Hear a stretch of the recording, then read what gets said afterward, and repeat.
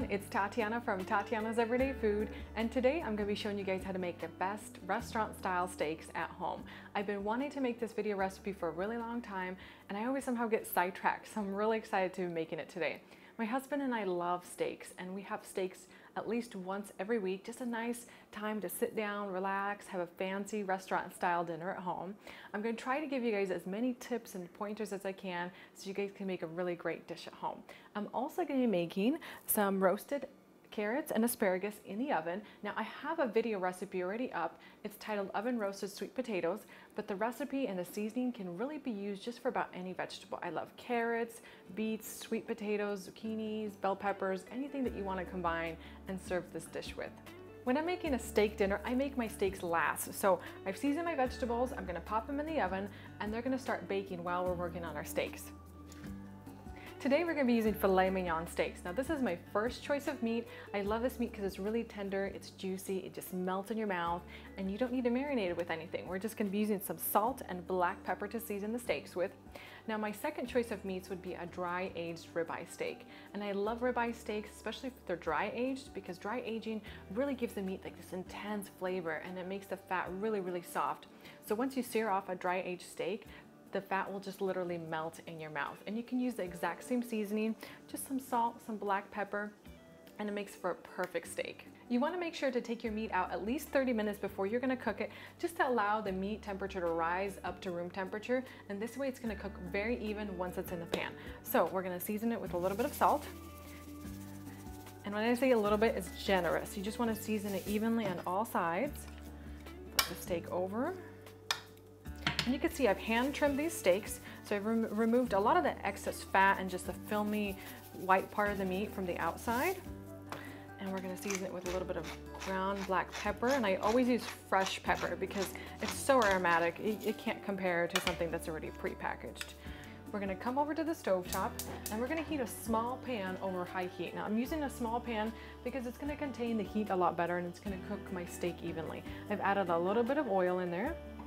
And we want to heat this until the oil is really, really hot. Let's go ahead and add our steaks. Now, once your steaks hit the pan, you don't want to move them around. Just set them in there.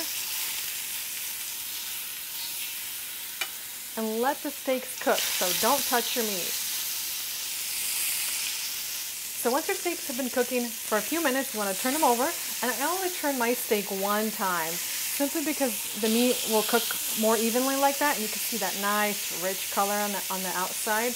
That's just what we need. Now before I pop them in the oven, and I have my oven preheated to 375 degrees, I'm going to add a splash of wine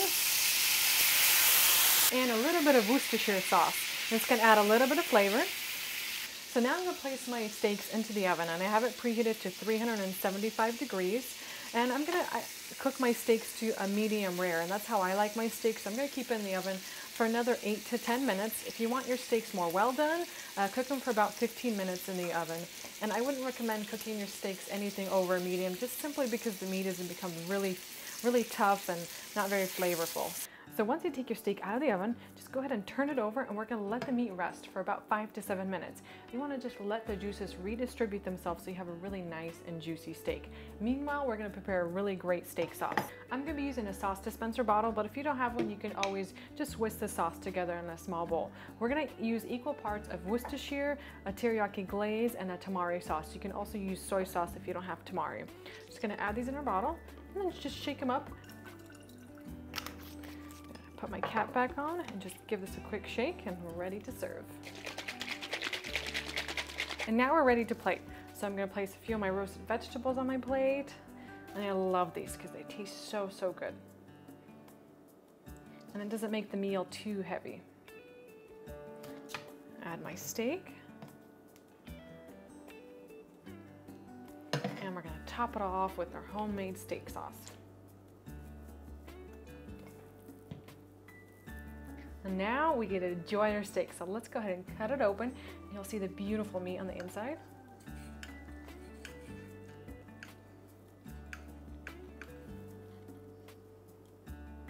That's perfect. So this is a medium done steak, and you can see the juices are still on the inside there.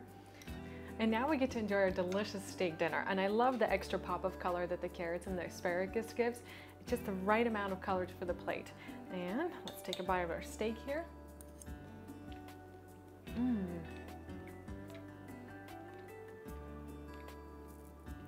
This is such a great cut of meat. It just literally melts in your mouth. It's so flavorful, and it has that good sear on it, and it gives it this nice caramelized flavor to the meat. It's just so delicious. I hope you guys have enjoyed this video. Make sure to subscribe to my YouTube channel. You'll get updates every single time I post new videos. And if you have any comments, any questions about making steak dinners at home, just leave me a comment or question in the comment section below.